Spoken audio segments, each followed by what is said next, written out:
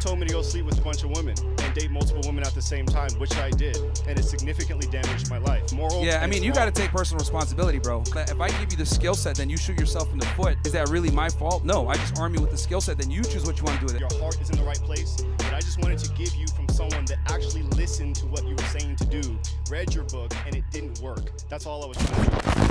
Yeah. So I don't know, do you remember me at all? No. Okay.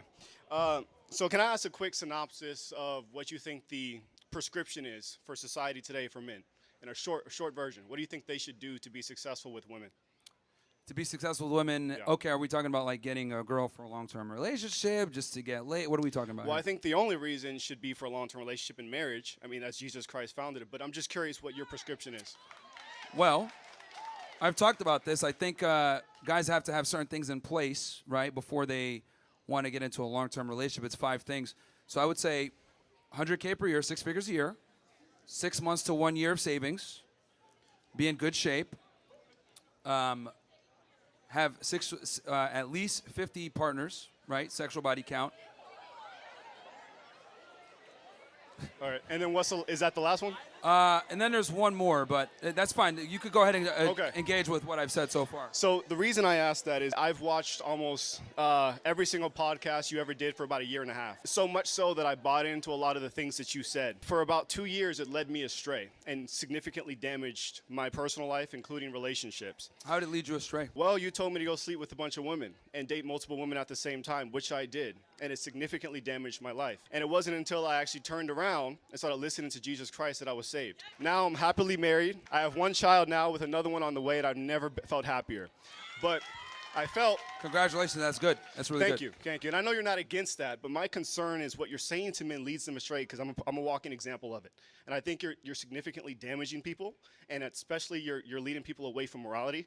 Women are not sex objects. Women are created in the image of God, and they are valuable, and they should be treated as such. Why should God give you one of his children if you don't even know how to treat them? So a question for you. You said that it kind of hurt you. Yeah. How did it hurt you specifically? Well, I started warring against my own flesh. It's like trying to fill an empty void. Mm-hmm. There's a God-shaped vacuum in the heart of every man that can only be filled by God alone. Anything else you try to fill with that's not going to satisfy it. Sure. And I tried to do it with sex. Yeah. So would it be fair to say that when you went through that experience, you were able to identify characteristics that you probably found as unredeemable and you probably wouldn't want to commit to, right? In what way?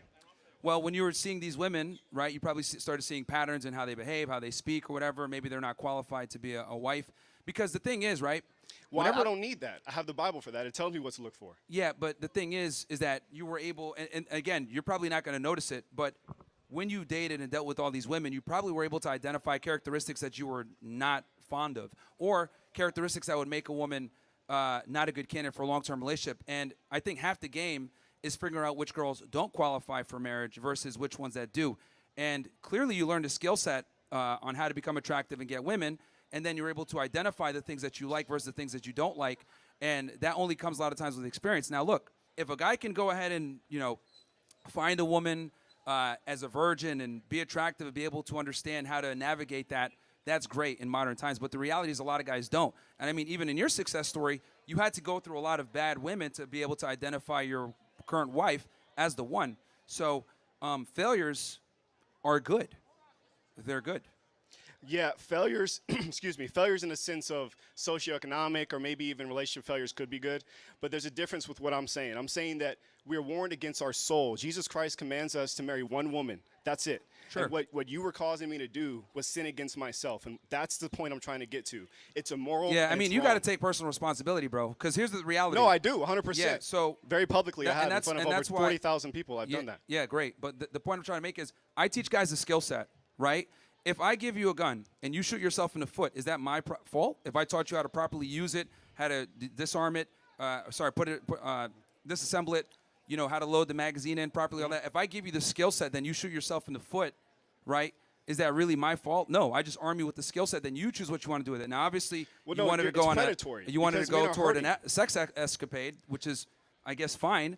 But the reality is I armed you with the tools to become an attractive guy, and you utilize that You can't come back and get mad No, and you say, didn't arm me oh, with that. I became attractive when I followed Jesus. That was it. oh, okay. Now it's changing the story. No, I'm not changing any story. It's one thing to be attractive in the sense of gaining sexual partners, but it's a completely different thing to be attractive to someone that wants to marry you and spend their life with you and have kids with you. Those are two completely different sexual attractions. If I walk in here looking like Thor, I'm 6'2" and shredded, obviously I'm going to be attractive to women, but it doesn't mean that that's a relationship that produces value for me and my family. And again, everyone is different, right? For you, it took some time, and you found God, and you shifted. But the reality is, I gave you the skill set, and then you choose what you want to do.